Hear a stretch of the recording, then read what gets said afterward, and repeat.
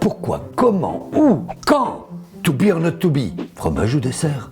Oh, c'est vrai que je me pose trop de questions, hein. Mais bon, je trouve toutes les réponses. Bah, enfin presque.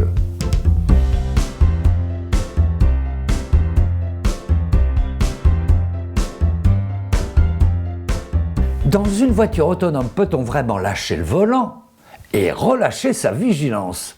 Logiquement, si une voiture est autonome, ça veut dire qu'elle roule toute seule. C'est le principe. Donc ça veut dire que, durant un trajet assez long, plutôt que de regarder la route, on peut, au choix, se faire plusieurs épisodes de sa série préférée, se faire les ongles, même ceux des doigts de pied, lire l'œuvre intégrale de Proust, en diagonale quand même, hein. Avoir une longue conversation téléphonique avec son banquier à propos d'une vague histoire de découvert.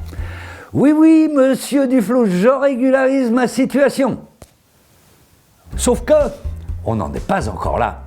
Ces dernières années, des systèmes d'aide à la conduite ont été développés, ou encore des logiciels qui permettent à la voiture de se garer toute seule. Mais la voiture vraiment autonome, elle n'existe pas encore. Donc pour l'œuvre intégrale de Proust en voiture, c'est râpé. Je vous rappelle, monsieur Duflouze, pour le moment, des tests sont encore en cours sur les voitures dites autonomes. Des tests opérés notamment par l'UTAC, un centre d'essai. Selon leurs ingénieurs, les constructeurs font des progrès impressionnants. Les capteurs qui équipent les voitures permettent déjà de détecter et d'éviter la plupart des obstacles. Mais la fiabilité des algorithmes qui gèrent la conduite est encore loin d'être garantie à 100%. Donc, dans les voitures dites autonomes, on peut lâcher le volant dans certaines situations, mais on ne peut en aucun cas relâcher sa vigilance. Bah oui, si on n'a plus les mains sur le volant, on a tendance à se déconcentrer et à faire autre chose. Ah oui, Proust ou le banquier. Je vais passer sous un tunnel là, monsieur Duflouze, désolé. C'est pour ça qu'on teste les limites de la technologie, mais aussi les limites humaines. Des chercheurs en neurosciences de l'université d'Aix-Marseille étudient le comportement de participants lorsqu'ils lâchent le volant.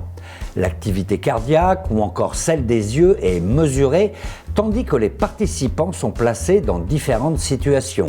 Regardez un film par exemple.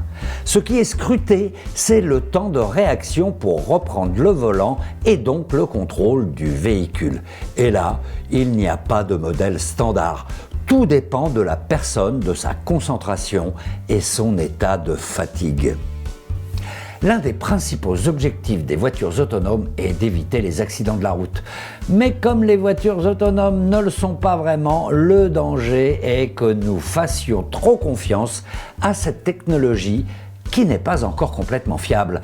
Donc pour appeler son banquier ou lire Proust, il vaut mieux s'arrêter. Un conseil. Longtemps, je me suis couché de bonne heure. Et les trottinettes autonomes, ça peut marcher ça? Oui, je sais, je me pose trop de questions.